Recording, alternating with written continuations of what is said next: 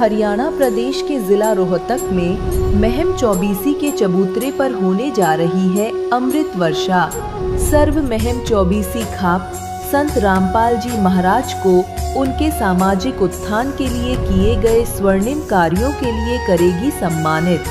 इस कार्यक्रम का सीधा प्रसारण 12 अक्टूबर 2025 को सुबह 11 बजे से श्रद्धा टीवी चैनल पर और संत रामपाल जी महाराज यूट्यूब चैनल पर किया जाएगा।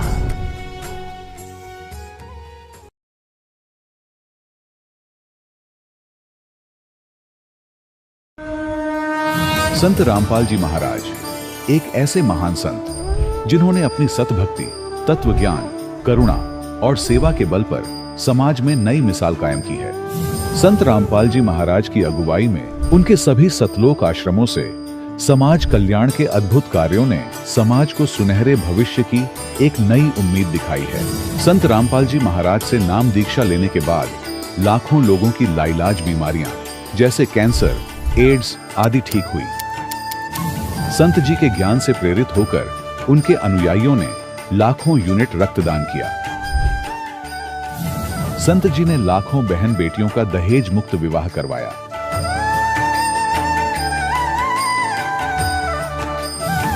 संत जी ने लाखों लोगों का नशा छुड़वाया, करोड़ों उजड़े परिवार बसे। संत जी के आश्रमों में समागम के दौरान निःशुल्क नेत्र चिकित्सा, दंत चिकित्सा प्रदान की जाती है। संत रामपाल जी महाराज द्वारा समय समय पर पर्यावरण संरक्षण के उद्देश्य से बड़े स्तर पर वृक्षारोपण किया जाता है। संत जी ने जरूरतमंदों को तत्काल राहत पहुंचाने के लिए एम्बुलेंस सेवा शुरू की।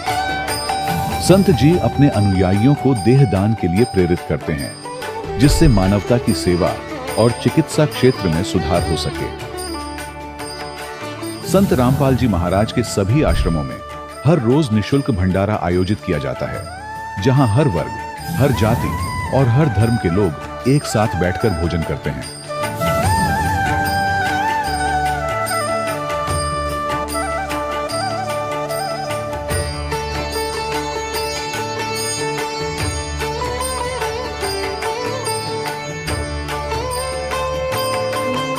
संत रामपाल जी महाराज की अन्नपूर्णा मुहिम ने गरीब और बेसहारा लोगों के जीवन में एक नई ऊर्जा और उम्मीद को जन्म दिया है।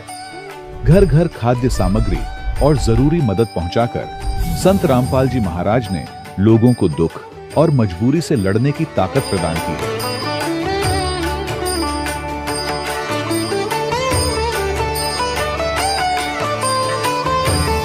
संत रामपाल जी महाराज द्वारा गरीब लोगों के लिए घर बनवाने का अद्भुत कार्य एक ऐसी मिसाल कायम कर रहा है जो सदियों सदियों संत जी की उदारता और दया भावना के तौर पर जाना जाएगा।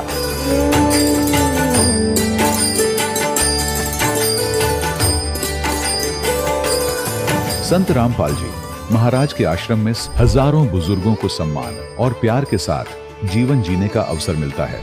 उनके खाने, रहने और स्वास्थ्य की पूरी जिम्मेदारी संत रामपाल जी महाराज उठाते हैं। अनाथ बच्चों के लिए संत रामपाल जी महाराज के सभी आश्रम किसी वरदान से कम नहीं। यहाँ उन्हें शिक्षा, संस्कार और भविष्य के लिए बेहतर अवसर प्रदान किए जाते हैं।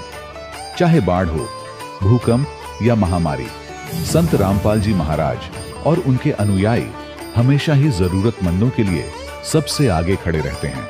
कोविड महामारी के दौरान संत रामपाल जी महाराज के आश्रमों से करोड़ों लोगों के लिए भोजन, दवाइयां और जीवन रक्षक सामग्रियां उपलब्ध कराई गई। चाहे गरीब की मदद हो या किसी शोषित और पीड़ित वर्ग के हक और सम्मान की लड़ाई, संत रामपाल जी महाराज ने हमेशा ही उनकी दबी आवाज को सरकारों तक पहुंचाया है और उन्हें उचित न्याय दिलवाने में अहम भूमिका अदा की है।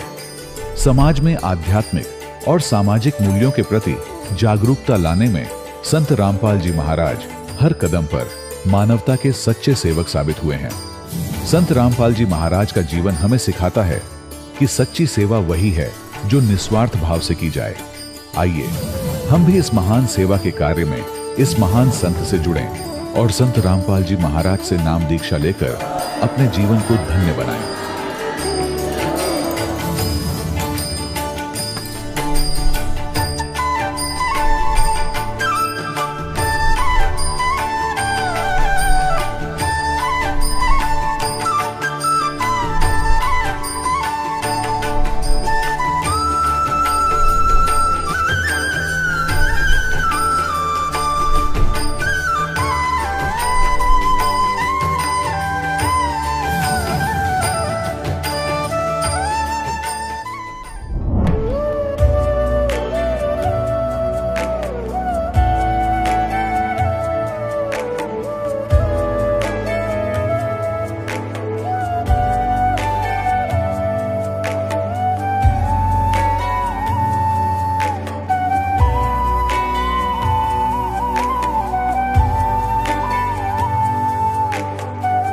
गीता में अर्जुन को स्वयं भगवान कह रहे हैं कि उस परमेश्वर की शरण में जा, उसके लिए उन संतों के पास जा जो तत्वदर्शी हो।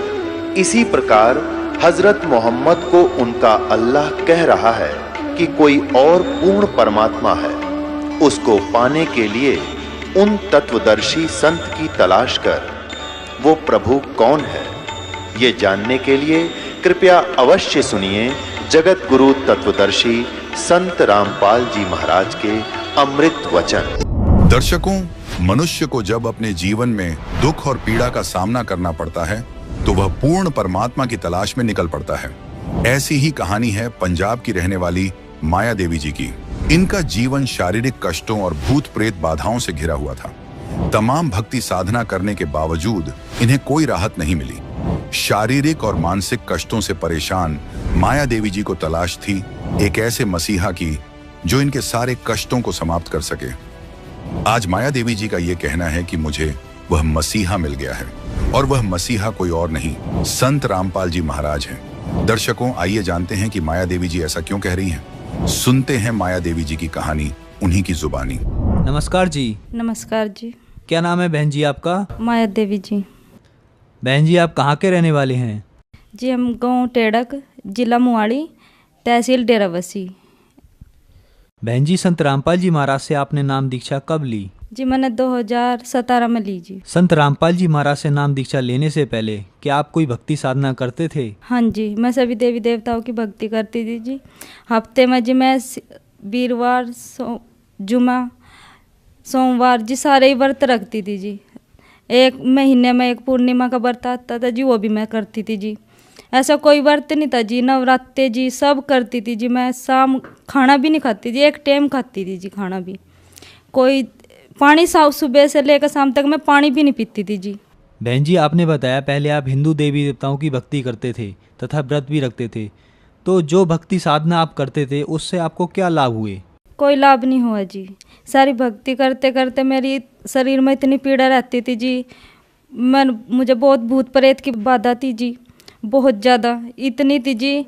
मेरे हस्बैंड जी वो गेट का जंदा ला कर फिर रात गुजारते थे जी। जागते थे, सो भी नहीं पाते थे। सुबह काम पर भी जाते थे, फिर भी सो नहीं पाते थे जी वो। मैंने अपना छोटा भाई बुलाया हुआ था जी, मेरे घर वाले ने। उसने जी एक वो सोता था तो एक जागता था, एक जागता था तो एक सोता था जी। जिस टाइम पे मेरे में चिज्जा का असर हो जाता था जी, मेरे हस्बैंड बहुत बार यहाँ जी मैं उन्हें एक हाथ ही ऊपर चक देती थी जी। इतनी बुरी हालत थी जी मेरे की, बहुत ज़्यादा जी। मैं क्या बताऊँ आपनों भी, मैं अपने पराये जानती ही नहीं थी भी मेरा अपना पराया है भी या नहीं। दुनियादारी की तो मुझे पता ही नहीं था जी।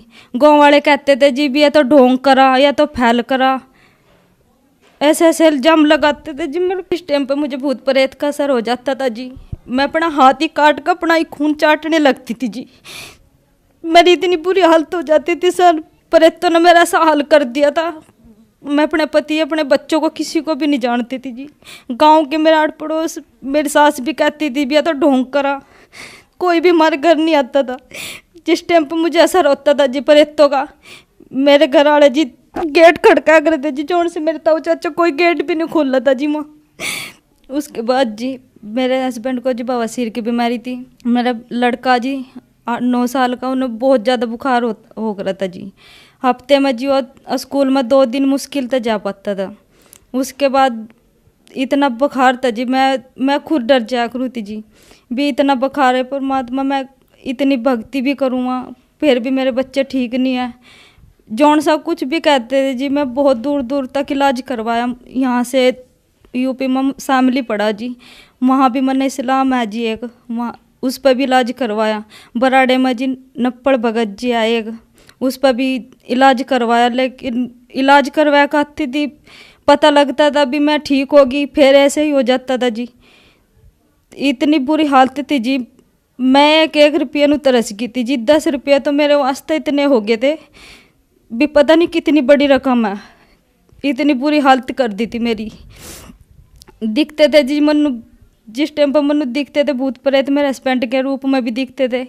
मांस की इस तरह प्लेट जी मेरा आगे आगे चलती थी जी। मैं आंखा मीच के कहती थी, मगर नहीं ये मेरा वहम है, ऐसा नहीं हो सकता भी, ऐसे कई प्लेट मांस की कैसे मेरे आगे घूमेगी, नहीं ये तो वहम है मेरा।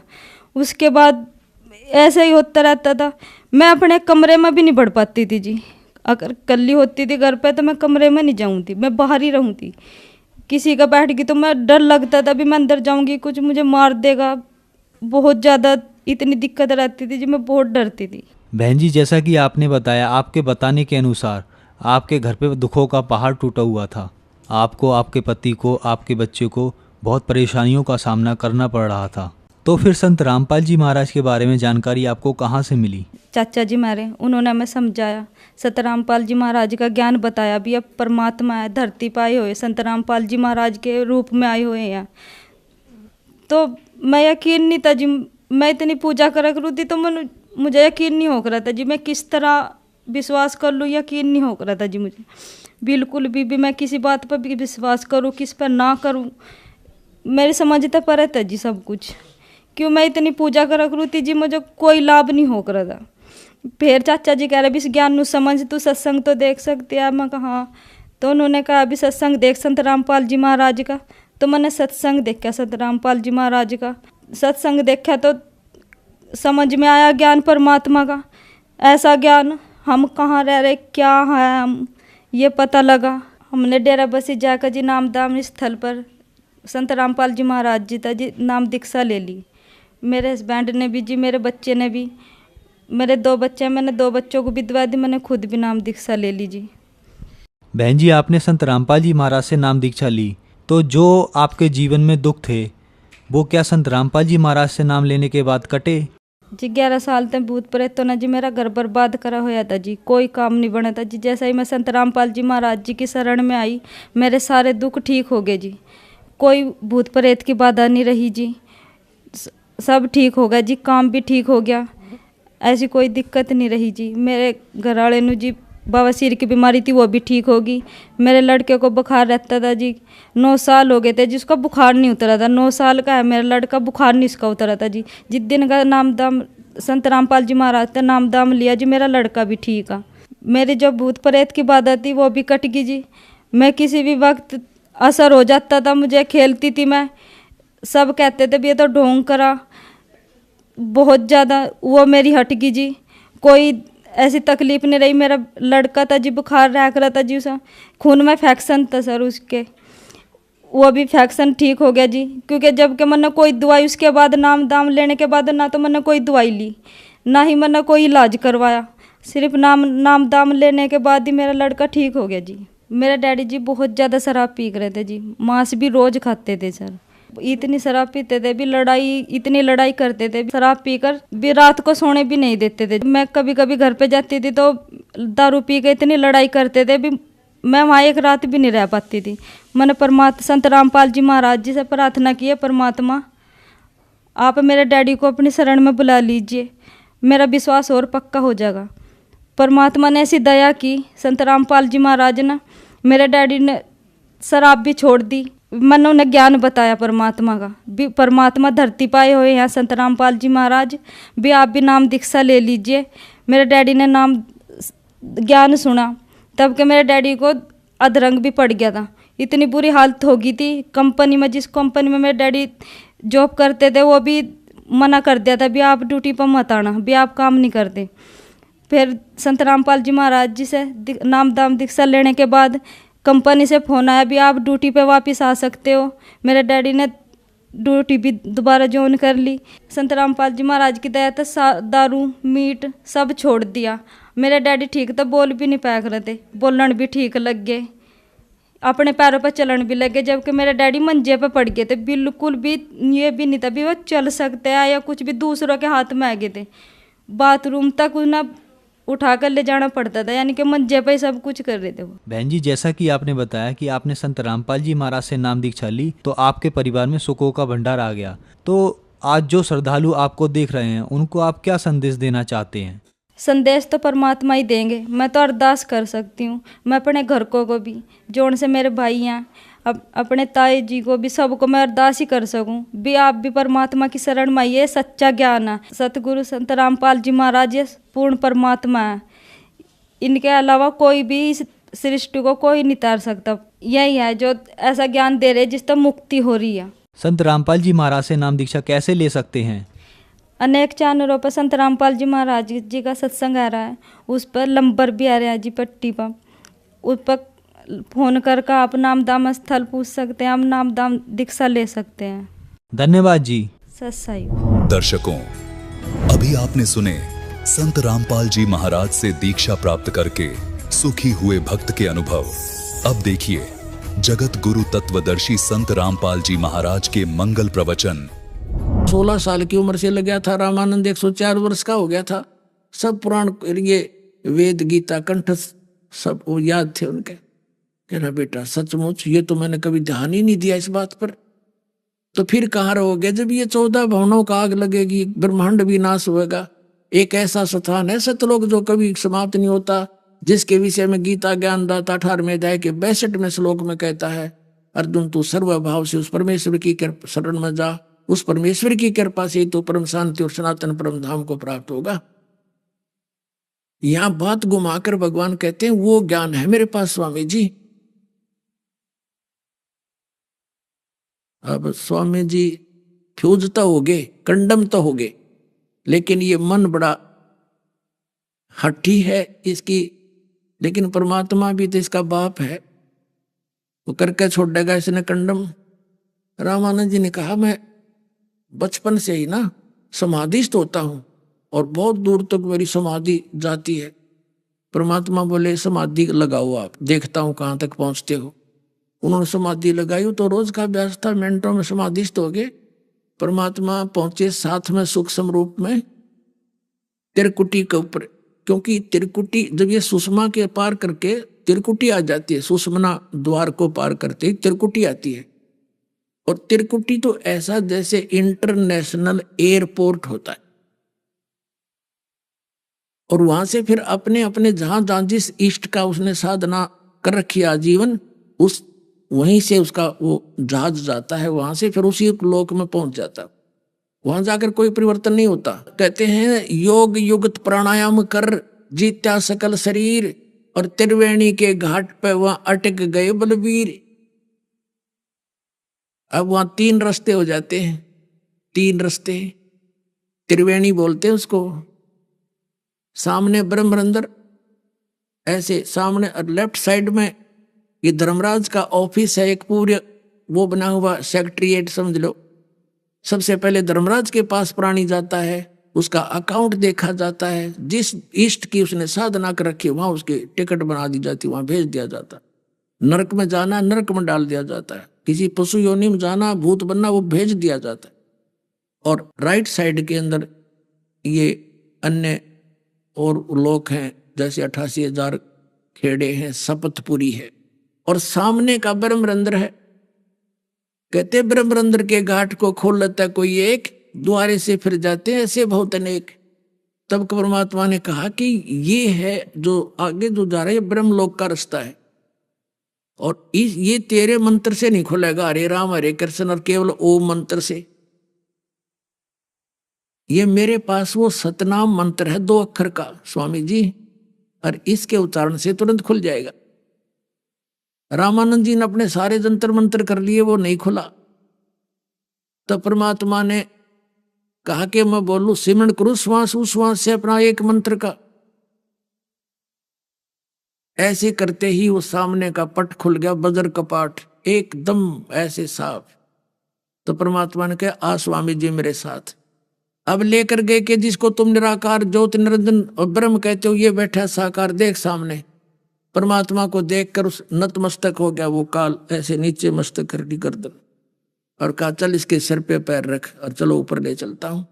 क्योंकि इसने उस गेट को 21वें ब्रह्मांड में जो रास्ता सतलोक जाने का एक द्वार है, जो 11वां द्वार है, उसको इसने स्वयं संभाला हुआ है। कोई इधर से निकल नहीं जा, तेरे इस घेरे में था। और परमात्मा के सतनाम के मंत्र के जाप से ये मुरझा जाता। जैसे फणपति मंत्र सुन रखे फण सकोड़, ऐसे बीरा मेरे सतनाम तयु काल लवे मुंह मोड़े। जैसे फणपति यानी सर्प ऐसे फन फैलाए बैठा हो और गारडू एक मंत्र बोल देता है, उससे वो फन नीचे को करके सकोड़ लेता है, जमीन पर टेक लेता है। कहते कबीर साहब कहते हैं जैसे फनपति मंत्र सुन, गारडू के मंत्र को सुनकर और ले वह फन सकोड़, ऐसे बीरा मेरे नाम सतनाम से यू काढ़ ले वह मुंह मोड़े। ये सबसे बड़ा अजगर है। तो क्या हुआ, सतलोक फिर परब्रह्म के लोक में प्रवेश किया। उससे आगे परमात्मा भंवर गुफा से इन प्रत्येक लोक में, जैसे विष्णु के लोक में जाएंगे वहां भी एक भंवर गुफा, क्योंकि प्रत्येक इसने नकल कर रखी काल ने सतलोक की। तो ऐसे प्रत्येक लोक से पार करते एक भंवर गुफा आती है, ऐसे घूम कर उसे निकल कर ऐसे जाना पड़ता है। तो वो भंवर गुफा आगे सतलोक में प्रवेश करते समय वहां भंवर गुफा आई, तो उसमें से पार करके सतलोक आ जाता है।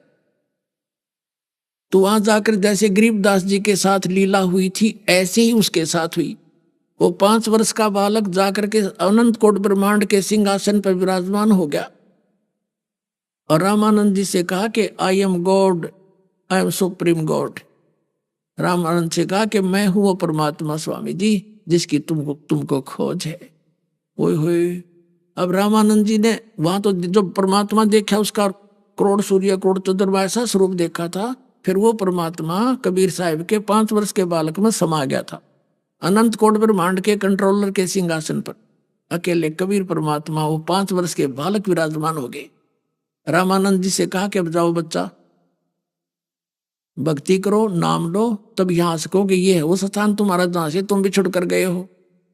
अब एकदम वापस आया रामानंद, ऐसे समाधि टूटी तो सामने 5 वर्ष के बालक फिर बैठे, चरण पकड़ दिए उस बच्चे के, रोन लग गया। वो 104 साल का वृद्ध ने बोला हे परमात्मा, कहते 2 ठोड़ है, एक तू भया एक से 2, और गरीबदास समकार ने तुम आए हो मगजो। क्या बताया परमात्मा ने, तुम स्वामी में बाल बुद्धि। रामानंद जी क्या कहते हैं, तुम स्वामी में बाल बुद्धि, तुम मेरे मालिक, तुम मेरे गुरु और मैं एक बालक बुद्धि का हूं। मेरा तो बालकों जैसा ज्ञान था परमात्मा, और मैं ऋषि पाक रहा था। तुम स्वामी में बाल बुद्धि और कर्म भरम बयानास, गरीबदास निज ब्रह्म तुम, मेरा हो गया दृढ़ विश्वास। गरीबदास जी बता रहे हैं ऐसी ऐसी वार्ता हुई उन आत्मा और उस परमात्मा की। बोलत रामानंद जी सुनो कबीर करतार, गरीबदास सब रूप में तुम ही बोलनहार। यानी सभी प्राणी आप ही की शक्ति से चल रहे हैं परमात्मा, आप बिना इस पृथ्वी पर कुछ भी नहीं। तुम साहेब तुम संत हो, तुम सतगुरु तुम हंस, गरीबदास तुम रूप बिना और न दूजा अंश। तुम साहेब माने तुम परमात्मा हो, तुम सतगुरु यानी जगत गुरु सबका सच्चा ज्ञान देने वाले भी तुम हो, और तुम ही हंस यानी एक नेक आत्मा में जो गुण होने चाहिए वो दाता, वो भी आप में ही है, इस पृथ्वी पर किसी में मैंने देखे नहीं। तुम साहेब तुम संत हो, और एक संत के लक्षण भी आप में ही। तुम सतगुरु तुम हंस, गरीबदास तुम रूप बिना और न दूजा अंश। कोटि कोटि सजदा किए और कोटि कोटि प्रणाम, गरीबदास अनहद अदर हम पर से तुम धाम। सुन बेसुन से तुम परे, सुन विसुनु से परे भी आप ही हो, और उर से उरे हमरे तीर, और यहां से उरली ओढ़ तुम मेरे पास बैठे हो। और गरीबदास सर्वंग में रामानंद जी कहते हैं अविगत सत कबीर तुम कुल के मालिक हो। तहां वहां चित चक्रित भया देख फजल दरबार, गरीबदास सिजदा किया हम पाए दीदार। अब ये प्रसंग इसलिए सुनाना पड़ा थोड़ा सा भी, अब क्लियर जो दास करना चाहता था, परमात्मा ने कहा कि मेरा जो ज्ञान है वो ऐसा वजनदार है, प्रत्येक प्राणी के अंदर अब ये स्थान बना कर छोड़ेगा, क्योंकि कोई अस्तित्व होता है ज्ञान का, सत्य का भाव नहीं हो सकता। असत का कोई अस्तित्व नहीं होता। जब तक सूर्य उदय नहीं होता अंधकार खूब होता है। तो पुण्यात्माओं, अब ये सूर्य उदय हो रहा है परमात्मा के उस तत्व ज्ञान का। अब तो ये समझो सूर्य उदय होने से पहले की रोशनी है, और जब ये सूर्य शिखर में आओगा तब देखना पूरे विश्व में एक ज्ञान हो जाएगा, यो दूसरा नाम नहीं रहेगा ज्ञान का।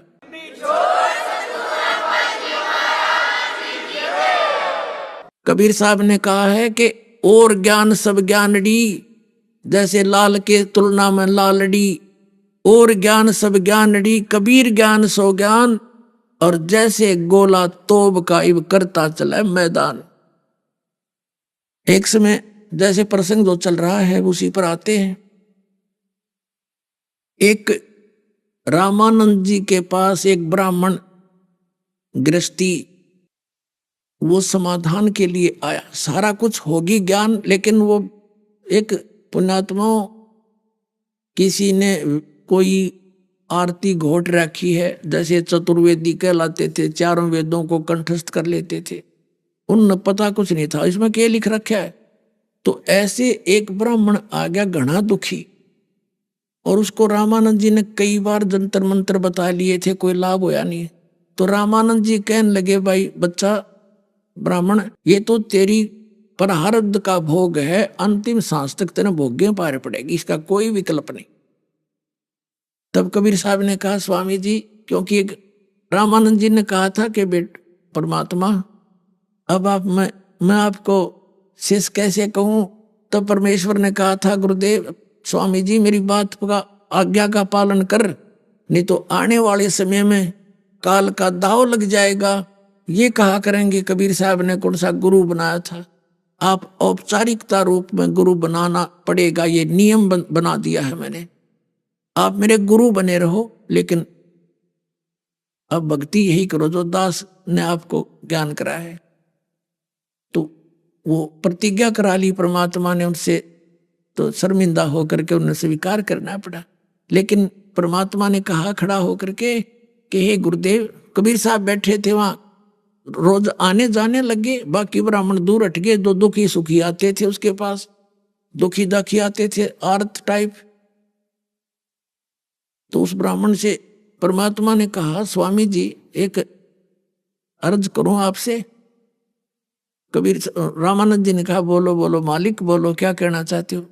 आप ये कह रहे हो कि प्रारब्ध के कर्म तो भोगने ही पड़ते हैं, आप वेदों को तो सत्य मानते हैं। कहा वेदों में तो बिल्कुल सत्य। तो यजुर्वेद अध्याय नंबर 8 के श्लोक नंबर 13 में स्पष्ट किया हुआ है कि पूर्ण परमात्मा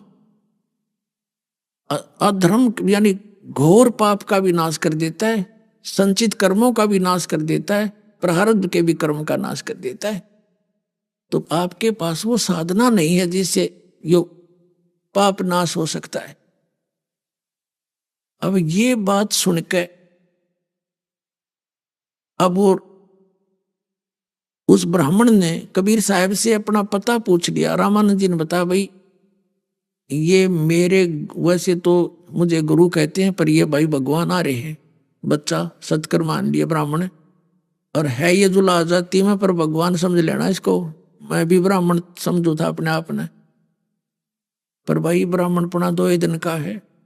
तो वो कहने लगा, वो ब्राह्मण कहने लगा, महाराज जी मेरी तबीयत मट्टी हो रही है, कति बहुत दुखी हूँ, संसार में इज्जत नहीं, सारा परिवार कोई न कोई यातना से दुखी है, कोई न कोई कष्ट उसमें बना हुआ है। तो मैं कहने लगे तुम इनसे बात करो। तो परमात्मा के झोपड़ी में पहुंच गया वो ब्राह्मण, परमात्मा से दीक्षा ली, और फिर उसके सारा परिवार धीरे धीरे कति ठीक होता चला गया। लोगों का कर्जा था, मालिक ने धीरे धीरे कुछ ऐसी व्यवस्था की, सोशल छिद्र में करूं अपने धन के काज, वो स्वस्थ हो गया। 2 पैसे लेने देने थे वो भी समाप्त हुए। अब जो प्रसंग दास स्पष्ट करना चाहता था अभी तो स्टार्ट हो रहा है। अब 20 मिनट का सत्संग से ध्यान से सुनना। निष्कर्ष क्या बताना चाहता दास कि परमात्मा का ये ज्ञान ऐसा वजनदार है,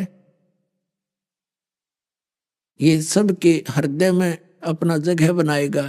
जैसे सर्वानंद के जगह में बनाया, रामानंद के हृदय में जगह बनाई, अब क्या हुआ, अब वो शारदा जो सर्वानंद की माता थी बहुत बीमार थी, बहुत दुखी थी। ऐसे ही कई बहन ब्राह्मण, एकाधी ब्राह्मण वर्ग की और बाकी अन्य वर्ण के जो भाई बहन थे वो मालिक के चरणों में आते ही सुखी होने लगे। एक दिन एक बहन किसी कामवश शारदा के पास चलेगी, सर्वानंद की माता के पास। कुशल मंगल पूछा तो जान का पता लगा कि वो बहुत दुखी है, पीड़ित है। उसने बताया मेरा प्रारब्ध का कर्म है। शारदा ने बताया मेरा ये प्रारब्ध का कर्म है और मैंने बहुत जंतर मंतर करा लिए, कोई आराम नहीं हुआ। वो परमात्मा कबीर जी की शिष्या वो बेटी कहने लगी, ब्राह्मणी बात सुन मेरी, इस पृथ्वी पर परमात्मा आए हैं, लाभ उठा ले और दीक्षा ले, उससे नाम ले ले, तेरा रोग ठीक हो जाएगा। मैं बहुत दुखी थी, मैं भी सब जगह घूम ली थी, सब ने यही कह दिया था कि तेने भोगना ही पड़ेगा, तेरे कर्म में लिख रखा है। तो वह बैठ गई, शारदा चारपाई से बैठ गई ना, तो लेटी हुई थी। उसने कुछ आशा की किरण दिखाई दी और पूछा कौन है तेरे गुरुजी। उस बहन ने बताया मेरे गुरुजी हैं कबीर, परमात्मा है वो कबीर, परमेश्वर कबीर देव जी। उसने पूछा, शारदा ने पूछा वो कहाँ रहते हैं, कि जुलाहों की कॉलोनी में। तो उसने ब्राह्मणी ने कहा क्या वो धानक है? हाँ धानक है, जुलाहा है, लेकिन जात ना पूछो संत की, पूछ लीजिए ज्ञान, मोल करो तलवार का, पड़ी रहने दो म्यान। पर पंडितानी वापस लेट गई। अब तू अपना काम करे, मेरी बेइज्जती करवाएगी।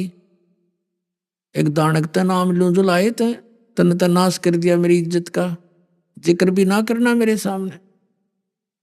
अब ये है मान बढ़ाई, ईर्ष्या दुर्लभ तजना। ये कुछ दिनों के बाद, पर तू दयालु है, ऐसी पुण्यात्मा को कैसे छोड़े अपने बच्चों को। कुछ दिनों के बाद एक ब्राह्मणी चली गई जो कबीर साहब की शिष्या थी, बहुत दुखी थी। सुख हो गया मालिक की दया से। परमात्मा कहते हैं दुख में सुमन सब करें, सुख में करे ना को। हृदय सुख में सुमन कर ले, फिर ये दुख क्यों हो। अब उसने भी कुशल मंगल पूछने से पता लगा ये बहुत दिनों से दुखी है। उस बहन ने, ब्राह्मणी ने कहा कि शारदा मैंने एक संत की शरण ली है, तू भी नाम ले ले, तेरा कल्याण हो जाएगा। कति नहीं रही रोग में गारंटी लेती हूं, जब तू नीत साबित करके समर्पित होएगी। तो उसको आशा की किरण दिखाई दी कि तो ब्राह्मणी है, कोई अच्छा ब्राह्मणी संत इसने खोजा होगा उच्च जाति का। कहने लगी कौन है आपके गुरुजी? ठीक है आप कह रही हो, मैं चल पड़ूंगी। उसने बताया कि परमात्मा कबीर जी है, कि वो दानक, वो जुलाहा। अब उसने कहा शारदा तू कौन सी दुनिया में रह रही है? आप तो ब्राह्मण घर में जन्म है, सदग्रंथों वेदों शास्त्रों को थोड़ा बहुत किसी से सुन रखा है। आज हम ब्राह्मण हैं और कल मृत्यु हो गया, हम शूद्र में जन्म नहीं ले सकते क्या?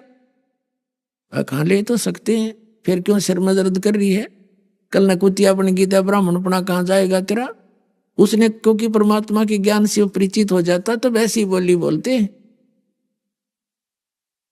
वो उसको कुछ बात जची, लेकिन वो मान बढ़ाई नहीं हटी। उसने फिर ऐसे ही कह दिया कि नहीं मैं नहीं ले सकती ना, मर जाऊंगी इससे अच्छा। कुछ दिनों के बाद वो ब्राह्मण आ गया जो रामानंद ने ये कह के रिजेक्ट कर दिया था कि तो तेरा कर्म का भोग है, भोगना पड़ेगा प्रारब्ध। और वो भी कति सुखी हो गया था। किसी काम दूर का नाती था, उसका रिश्तेदार था दूर का, लेकिन वो परिचित थी कि वो वहां दुखी प्राणी है, उसका तो बुरा हाल है। क्योंकि इकट्ठे ही जंतर मंतर कराने वो कई बार जाते थे, एक ही संत के पास एकत्रित हो जाते थे। वो कुदरती पहुंच गया वहां पर, मालिक ने भेजा, कुशल मंगल हुई। फिर उसने पूछा शारदा क्या हो गया, तू हुआ नहीं तुझे राहत? तक नहीं, कुछ राहत नहीं हुआ मुझे। कि आप जिस संत से मैंने उपदेश लिया है, मेरा सारा परिवार ठीक हो गया, मेरे ऊपर इतना कर्जा था, आत्महत्या करने की नौबत आ गई थी, आज 2 पैसे मेरे पास हैं, कर्जा उतर गया, सारे बच्चे सुखी हो गए। तो कहने लगी कौन है तेरा गुरुजी? कि कबीर साहब हैं। कबीर साहब है, तेने शर्म नहीं आई? ब्राह्मण हो के तेने दानक ते नाम ले लिया, जुलाहे को गुरु बना लिया। अब वो कहने लगा सर्वानंद की माँ, अकल नाम की चीज नहीं तेरे में, सिडंदागरी खाट पे पड़ी पड़ी ब्राह्मणी को आवे माए टट्टी लकड़े तेरी तना शर्म तो तू जानी चाहिए। ऐसे महापुरुष को तो ऐसे रिजेक्ट कर रही है। अब मेरी क्या हालत थी। और रिश्तेदारी में जाता था, आंखें बदल लेते थे वो कि ये टोटे वाला और पता नहीं क्या मांगने आ गया। आज वो मेरे पास मांगने आते हैं उस मालिक की दया से।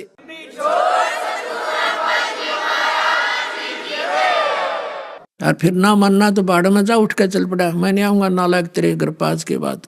कहें भली मानने बुरी या परीक्षा नीच। वो नाराज सा होकर उठ गया। अब वो विवश कर दी मां, लेकिन अपनी बच्ची अपनी बेटी अपनी शरण में लेने के लिए, को पुण्यात्मा होती है उनके साथ परमात्मा ऐसे ही करता, उसको शरण में लेकर छोड़ता है। सोचल सीधर मैं करूं अपने जन के काज। अब उसको विवश होना पड़ा इस बात पर विचार करने के लिए। सचमुच क्या कि ब्राह्मणी क्या हाल होया पड़ा मेरा, समय पर खाया जाता ना पिया जाता, क्या हालत हो रही है। तो उसने मन में न्यू सोच ली कि यहीं आसपास कहीं कभी सत्संग होगा उस महापुरुष का, तो मैं परीक्षा लूंगी, अपना बेस बदल यानी ऐसे मुंह छुपा के जाऊंगी और उसके आशीर्वाद से मैं ठीक होगी, तब गुरु बना लूंगी। अब वो भी दया बख्श दी दाता ने, वही उसी की कॉलोनी में एक गरीब के यहाँ सत्संग कर दिया। वो संदेशा देने जाते हैं, न्योता देने कि हमारे यहाँ निमंत्रण देने जाते हैं, सत्संग होगा, यो सभी के जाते हैं। परमात्मा ने कह रखा तुम कह के अवश्य आना, ना होगा उसका दुर्भाग्य होगा, तुम उलाने में नहीं रहोगी। तो वो सब के कहते आसपास के। तो उसको पता चला सर्वानंद की माँ शारदा को कि आज वो यहीं आगे हैं और रात न जाऊंगी, रात का सत्संग करते थे। ऊपर पर्दा, पहले पर्दा सिस्टम था ही हिंदुओं में। अब पहले क्या करते थे, एक जोत लगा करते थे देसी घी की, और वही दीपक का काम भी करती थी, हवन यज्ञ का काम भी करती थी। तो छोटी सी टमटमाती रोशनी होती थी। सभी श्रोता जा रहे थे, आशीर्वाद ले रहे थे, बहन एक तरफ भाई एक तरफ बैठ रहे थे। ये ऐसे 50-100 व्यक्तियों के एकत्रित होने का स्थान था। तो सर्वानंद की माँ शारदा भी मुंह ढक कर पल्ला करके और कर रहे थे, ऐसे लाइन में लगी और धीरे धीरे जाके बैठ कर आशीर्वाद लूंगी, आशीर्वाद से ठीक होगी तो मान लूंगी, ना तो ना मानू। देख कि सब क्या कैसा मन है हमारा, कैसी सोच है। परमात्मा कहते हैं वो भी काम कर देता हूं मैं। उसके सिर पे हाथ रखा और कहा सर्वानंद की माँ आज दानक के पास क्यों कराएगी। उन्होंने सोची अगिन तो पहचान दी, मैं पहचान ली ये तो सचमुच भगवान है। और हाथ रखते हुआ स्वस्थ होगी, पर्दा एक तरफ कर दिया, चरना में पड़ गई है भगवान माफ कर दो मुझ पापन को। जैसा सुना था वैसे ही पाए आप तो। ये मेरे दाता गलती होगी, उस नीच को माफ करना, मैंने बहुत बुरा भला कहा आपके बारे में। अब बैठ जाए सत्संग और सुन ले थोड़ी सी। वह बैठ की कहने लगी परमात्मा ने कहा ये झाड़ा ना समझना, ये तुझे शरण में लेने के लिए तेरा रोग काटा है। पहले कांटा निकाला तेरा जूता, अब जूता पहन लिए, कदे फिर ने सोचा और भी कांटे लग सकते हैं, नाम ले ले चुप करके। नाम लूंगी जी। पूरा सत्संग सुनाया परमात्मा ने, ब्रह्मा विष्णु महेश की सती थी बताई। जिस प्राणी को इतना सुख हो गया वो सारी सच्ची मानता है, और जिसने जरा सा सुख हो पहले से और उसने कोई ये बात बतावे नो कह ना ऐसे कैसे हो गया, तो परमात्मा की दया थी उनके लिए, वो दुख भी वरदान से दो गया जो भगवान के चरणों में ले आया। परमात्मा कहते हैं इसे सुख के माथे पत्थर पड़ो जो नाम हृदय ते जावे, और बलिहारी उस दुख के जो पल पल नाम रटावे। ऐसा सुख का आग लगो भगवान कहते हैं जिससे भगवान से दूर हो जाए, और ऐसा दुख परमात्मा दिए रखना जिससे तेरी याद बनी रहे। तो उसमें नाम लिया, 2-4 सत्संग सुने लगातार, फिर तो डटा नहीं जाता क्योंकि इतना सुख हो गया, शरीर स्वस्थ, जान बची लाखों पाए। जहां भी सत्संग करे परमात्मा आगे बैठी पावे। और शारदा सारा ज्ञान परिचित हुआ, फिर अपने बेटे से समझाया बेटा सर्वानंद नाम ले भगवान आए। अब सर्वानंद ब्राह्मण और सबको पराजित कर रखा। वो कहने लगा माता जी तो आप क्या कह रही हो, मैं तो सबका गुरु हूं, मैंने सबको पराजित कर दिया है, और माता जी मेरा नाम बदल दो। मेरा नाम सर्वाजीत रख दो, सर्वानंद से बदलकर सर्वाजीत नाम रख दो मेरा, ताकि जनता को दूर से पता लग जावे कि ये सर्वजीत का अर्थ है जिसने सब पर विजय पा ली हो, सब ब्राह्मणों को पराजित कर दिया था उसने। इसे वो ब्राह्मण थे कख पता नहीं उनको, अंधा में अंधाए विजयी। माई ने कहा बेटा सर्वानंद के बुरा नाम है। अक नहीं माता जी, इससे सब ने न्यू पता लग जाएगा कि मैं कौन हूं, मैंने सबको हरा दिया है। तो शारदा बोली बेटा एक काम कर, ठीक है एक विद्वान को और हरा दे, फिर मैं बेटे का नाम सर्वाजीत रख दूंगी, ना तक नहीं रखूंगी भाई। और देख अर्जित का फैसला लिखवा के लाइए। अब ठीक है माता जी। अब किसको?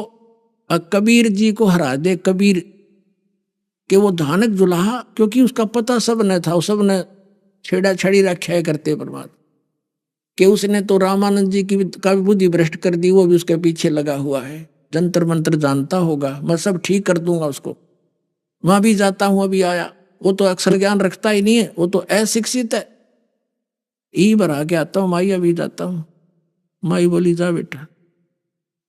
अपना आत्मा वो साथ रखता था अपने बैल के ऊपर, सारे पोथी, ये चारों वेद, 18 पुराण, उपनिषद, महाभारत एक बोरे में जैसे गधे पर बोरा डाला करें ऐसे बैल पर रख कर रखा था, ले आदर सत्कार से लेकर चलता था। वह कमाली नाम की एक बेटी जो मालिक ने जीवित की थी, मरी हुई 13 साल की, वो 18-20 वर्ष की हो चुकी थी। कुएं से पानी जल भर रही थी अपनी कॉलोनी में, जुलाहों की कॉलोनी में। दोपहर का समय, जून का महीना, उत्तर प्रदेश काशी भारतवर्ष में शिखर दोपहर यानी धूप जोर की पड़ रही थी। सर्वानंद ब्राह्मण जब जुलाहों की कॉलोनी में प्रवेश किया तो उस समय ब्राह्मण आ जाए ऐसा विद्वान और जुलाहों की कॉलोनी में ऐसे देखा करते, सब बाहर निकल कर जैसे हाथी गांव में आ जा, सारा गांव देखने आकर हाथी आ गया, हाथी आ गया। तो सब अब अपनी झोपड़ियों में खड़े होकर देख रहे हैं ब्राह्मण किसके घर जाएगा। इतने में उसको परमात्मा ने ऐसी दया करी, ऐसी प्यास लगा दी, उसकी आंखों में जी आ गया। और सामने लड़की पानी निकाल रही थी। सर्वानंद ने कहा बेटी जल पिला, और लड़की ने जल पिला दिया। अब उसका जब पेट भर गया ना, प्यास बुझ गई, जान बच गई। जब उसको याद आई तू तो ब्राह्मण, अरे यो जुलाहों का कुआ, तेरी तो बेइज्जती होगी। इधर उधर देखा, कोई देख तो नहीं रहा है। अब देख रहे सारे कॉलोनी वाले। तो उसने सोचा तो बड़ा नाश हुआ इज्जत का। लड़की पर डांट लगाने लगा, है लड़की तूने पहले क्यों नहीं बताया कि जुलाहों का कुआ है। लड़की बोली पंडित जी जुलाहों की कॉलोनी में ब्राह्मणों का कुआ कैसे हो सकता है, तेरी अकल ने काम करना चाहिए था। हैं जब तेरा जी निकलन हो रहा था तब भूल गया तो जाती पाती, ये पेट भर गया तेने बात आ गई। ब्राह्मण ने बोला है लड़की घड़ी ना बोला है, नो बता वो कबीर का घर जानती है तू। लड़की को पता था इस सरफरे इतने पता नहीं कितने गांव परमात्मा के साथ खसने के लिए मुंह बोले पिताजी थे उनके। कहने लगे आजा, मैं उनकी लड़की हूं, मैं ले चलती हूं तुम्हें उनके घर, आजा मेरे पीछे पीछे। अब सर्वानंद उस लड़की के साथ वो पानी का जल का घड़ा लेकर चल पड़ी और जाकर कहा पिताजी एक ब्राह्मण आ रहा है, लगता आपके साथ विवाद करेगा। अग बेटी कोई बात नहीं, आदर से ले आओ अंदर जाकर। वो लड़की का मटका उतार कर वापस आई और कहा आ जाओ ब्राह्मण, पिताजी अंदर बैठे हैं। तो सर्वानंद ने क्या कहा, लड़की तू ऐसे कर, मेरे इस लोटा पानी का भरवा लिया, एक करमंडल ले रहा था लोटा, और कहा इसको जल से भर दे। उसने देख लिया भ्रष्ट काम हो लिया, कोई बात नहीं। कहने लगी बेला भर दे इसको ऊपर पूरा और डाल दे, कति और फ्लो करा दिया कि उसमें एक बूंद पानी पड़ा तो बाहर निकल जा। और कहा ले इस लोटे को कबीर को दे दे और इसका क्या उत्तर दे वो मुझे बताना। वह लड़की लेकर उस और कहना ध्यान करना जल गिरे नहीं। वो लड़की धीरे धीरे पकड़ कर लेगी, पिताजी लिए लोटा दिया उसने पानी का भर के। अब परमात्मा के पास एक मोटी सुई रखी थी लोहे की कील सी, वह उठा कर उस लोटे में डाल दी। अग बेटा जाए लोटा वापस दिया उसको एज इट इज। वह वापस आ गई, लो गुरुजी ले ब्राह्मण पंडित जी ले लो अपना लोटा। क्या जवाब दिया तेरे पिताजी ने? कि पिताजी ने तो इसमें एक सुई डाल ली है लोहे की और कोई उत्तर ना दिया। तो अंदर गया, कबीर जी तूने क्या उत्तर दिया मेरे प्रश्न का? मैं तेरे साथ शास्त्रार्थ करने आया हूं। परमात्मा ने कहा आपका प्रश्न क्या था? कि मेरा प्रश्न ये था कि मैं ज्ञान से ऐसे परिपूर्ण हूं जैसे ये लोटा जल से, और मैंने पूरे विद्वानों को पराजित कर दिया है। मेरी माँ ने एक शर्त रखी है, मैं तुझे पराजित करूं तब मैं उससे उनसे अपना सर्वाजीत नाम रखवा पाऊंगा। तो मैं तुझे ये वो दिखाना चाहता हूं, प्रमाण किया है कि मैं और ज्ञान में मैं और फलो हूं। तेरा ज्ञान मेरे अंदर समाएगा नहीं, तो अपनी हारी लिख देना वक़्त से। मेरा उत्तर सुन दे क्या है? कबीर साहब ने कहा मेरा ज्ञान ऐसा वजनदार है जैसे तेरे जल के लोटे में या सुई डाल दी, तेरा जल बाहर निकल गया या तली में जाकर बैठ गई इसके, तो मेरा ज्ञान ऐसा तेरी छाती में बैठ जाएगा, तेरे ज्ञान ने बाहर डाल देगा।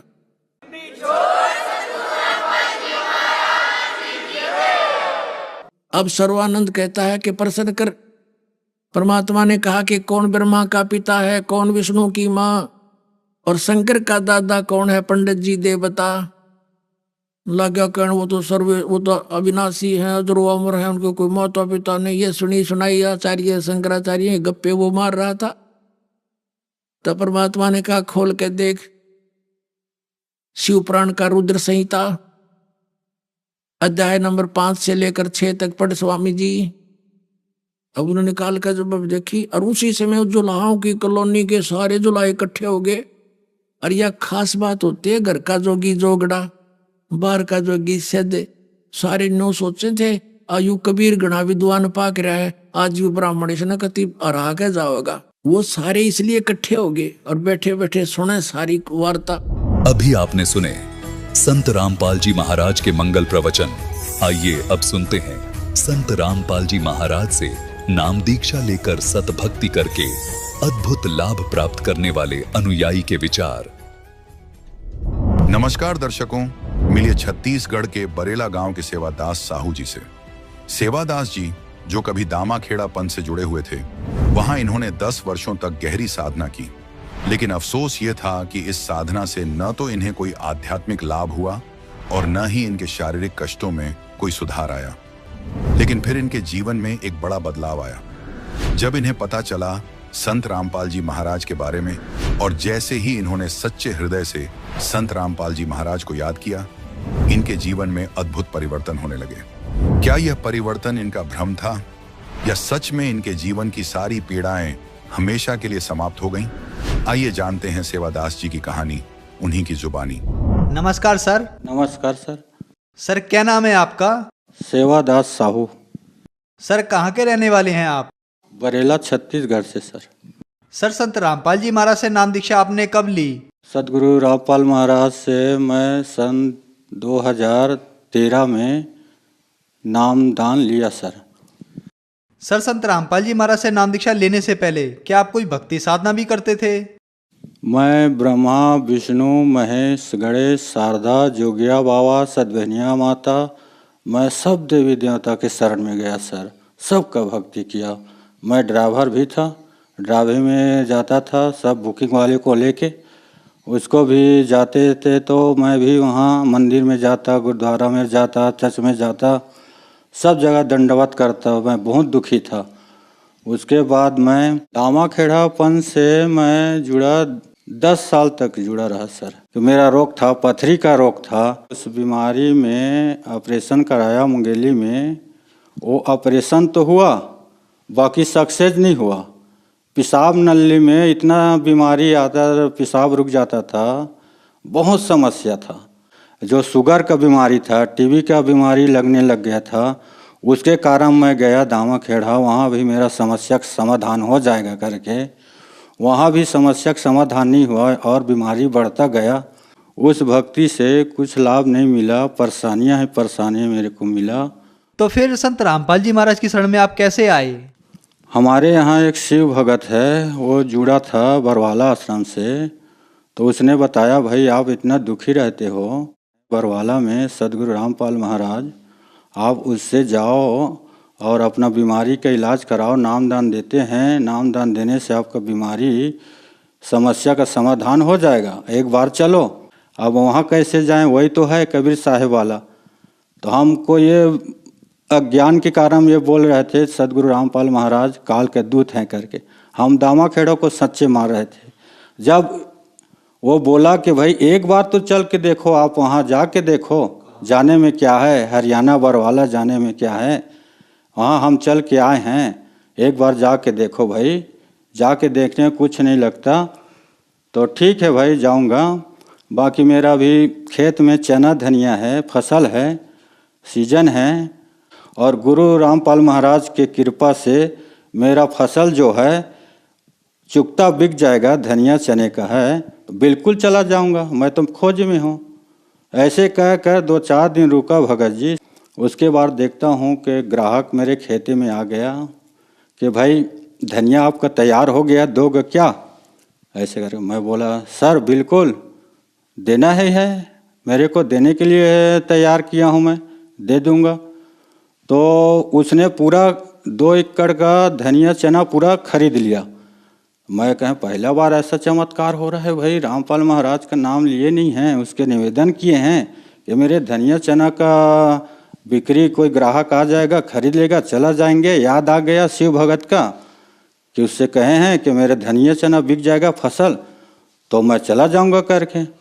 तो परम पिता परमात्मा कबीर साहेब सदगुरु रामपाल ने निवेदन करने के बाद मेरा फसल बिक गया। तो मैं समझ गया बिल्कुल इसमें शक्ति है, शक्ति है, बिल्कुल जाना चाहिए करके। बस उसी ग्राहक ने मेरे को पैसा दिया, उसी पैसे से मैं गया भगत जी, और वहाँ सत्य रामपाल महाराज के यहाँ हरियाणा हिसार बरवाला में, और मैं देख के दंग रख गया। पहला बार वहाँ ऐसा माहौल देखा, व्यवस्था देखा, नामदान केंद्र देखा। वहाँ का देखिए सब फ्री में है, कोई नामदान केंद्र में एक पैसा भी नहीं रहते, खाने का कोई एक पैसे नहीं लेते, रहने का रजाई गद्दा है, सब व्यवस्था है, एक पैसा भी नहीं रहते। और संत रामपाल महाराज जी का जो नियम देखा कि बोले कि भाई आप ये नियम को पालन करना है और नामदान लेना है, तो उसी हिसाब से मैं देखा। तो मैं तो मर रहा हूँ, अब ऐसे नाम लेकर ही मरूंगा, ऐसे करके सब नियम पालन करूंगा करके मैं नाम ले लिया सर जी, संत रामपाल जी महाराज से। सर, संत रामपाल जी महाराज से नाम दीक्षा लेने के बाद क्या आपको कोई लाभ भी प्राप्त हुए? सर जी, मेरा जो है बीमारी सदगुरु रामपाल महाराज के शरण में जाने के बाद मेरा जो टीबी का बीमारी था, कैंसर का था, चालू हो गया था, पथरी का था। संत रामपाल महाराज जी का नाम दिया, वो नाम लेते ही सुमरन करने से धीरे धीरे धीरे पथरी गल चुका था, अंदर का पेशाब द्वारा निकल गया। और टीबी का जो शुगर का जो बीमारी का महसूस बहुत ज़्यादा हो रहा था, वो धीरे धीरे कम होने लगा। सतगुरु रामपाल महाराज की ऐसा कृपा हुआ, मंत्र में ऐसा मंत्र जाप मिला मेरे को, तो उस मंत्र से इतना लाभ हुआ सर जी, क्या कहूँ। मेरी सारी बीमारियाँ दूर हो गई।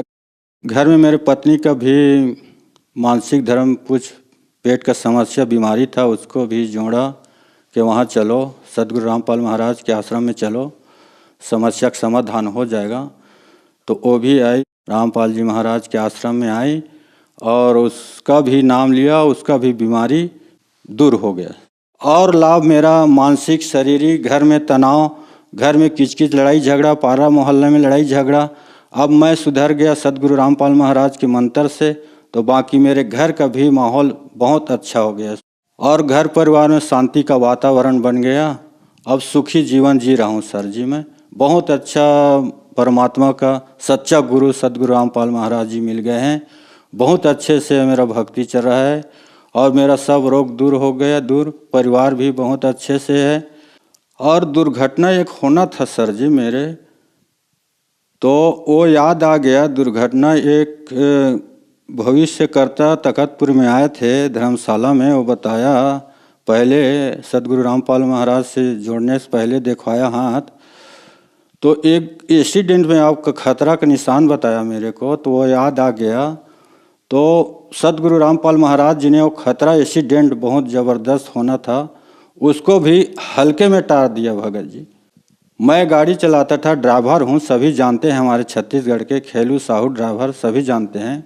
मैं गाड़ी चलाता था, मैं गाड़ी में जा रहा था और सतगुरु देव रामपाल महाराज का जो नाम दिया था सुमरन, उसका जाप कर रहा था।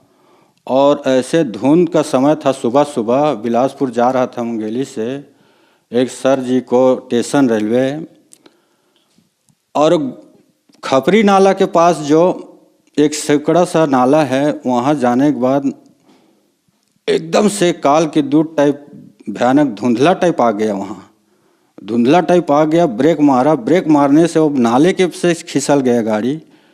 खिसलने के बाद मैं देखा कि धुंध के नाम से कुछ दिख नहीं रहा है, गाड़ी इधर भी उधर भी। तो याद आ गया परमात्मा के, हे बंदी छोर कबीर साहेब, आप ही दया सतरामपाल महाराज, मेरे गाड़ी तो आज एक्सीडेंट होने जा रहा है, आप दया कीजिए प्रभु परमात्मा। जहाँ नाम लिया सतगुरु रामपाल महाराज का 5 मंत्र का, बस स्लिप होते होते गिरते गिरते बच गया। अब बचा मैं तो गया करके, मेरे तो आँखी के बंद हो गया था। फिर सुमरन के देखा, आँख खुला तो बस वहीं खड़ा था सर जी, नाले के पास। और इस तरह सुरक्षित हो गया। सत रामपाल महाराज गुरु जी ने मुझको उस दुर्घटना, भयानक दुर्घटना से बचा लिया। सर क्या आप नशा भी करते थे? हाँ सर, ऐसा कोई नशा नहीं बचा था कि मैं नहीं करता था। ड्राइवर लोग तो ऐसे भी नशा करते हैं, बाकी बीड़ी पीता था, गांजा पीता था, यहाँ तक चल गया था, अफीम गांजा चरस तक चला गया था। पहले, बहुत पहले की बात है। वो नशा छूट ही नहीं रहता है, उसी वजह से मेरा बीमारी बढ़ा। आपने बताया कि आप नशा करते थे, आप गुटखा खाते थे, बीड़ी पीते थे, यहाँ तक कि चरस अफीम भी आप खाने लगे थे। आप नशे के बहुत ज़्यादा आदी हो चुके थे। तो संत रामपाल जी महाराज से नाम दीक्षा लेने के बाद क्या आपका नशा छूट गया? बिल्कुल सर जी, ऐसा सतगुरु रामपाल महाराज से नामदान लेने के बाद ऐसा मंत्र मिला। उन मंत्र करने से, सतगुरु का सुमरन करने से, ध्यान करने से, जोत जलाने से, वो नशा तो करना तो दूर, देखना, सुनना, लाना, बास बदबू आना बहुत घिना लगता है अब सर जी। बहुत नशा हो जाता है। अगला आदमी अगर पी रहा है और धुआं मेरे पास आ जाता है तो बहुत तकलीफ होता है सर जी। अब बहुत नशा से दूर हो गया हूँ मैं। नशा तो देखने सुनने में चक्कर आता है, अब नशा के पास करना तो बहुत दूर है। सर संत रामपाल जी महाराज से नाम दीक्षा लेने के बाद आपको बहुत सारे लाभ प्राप्त हुए, तो जो समाज आज आपको देख रहा है आप उनको क्या संदेश देना चाहेंगे? अब सर जी मैं यही संदेश क्या दे सकता हूँ, सतगुरु रामपाल ही महाराज दे सकते हैं। मैं तो एक दास हूँ, एक भगत हूँ, मैं क्या दे सकता हूँ सर जी? प्रार्थना कर सकता हूँ। प्रार्थना यही कर सकता हूँ कि बंदी छोड़ सतगुरु रामपाल जी महाराज कबीर के अवतार रूप में आए हैं। आप आइए, आके उस जगह को देखिए जहाँ भगत लोग आते हैं और नाम ले, समझें, ज्ञान को पढ़ें, ज्ञान गंगा पुस्तक पढ़ें, जीने की राह पढ़ें, देखें, समझें, 2-4 दिन कम से कम जानें, समझें, पढ़ें। उसके बाद समझ के एक बार जुड़ के देखें, आपको खुद महसूस हो जाएगा। सतगुरु रामपाल महाराज के आश्रम में आए, आके नामदान लें और बताए हुए भक्ति मार्ग पे चलें। धन्यवाद सर। सत साहिब।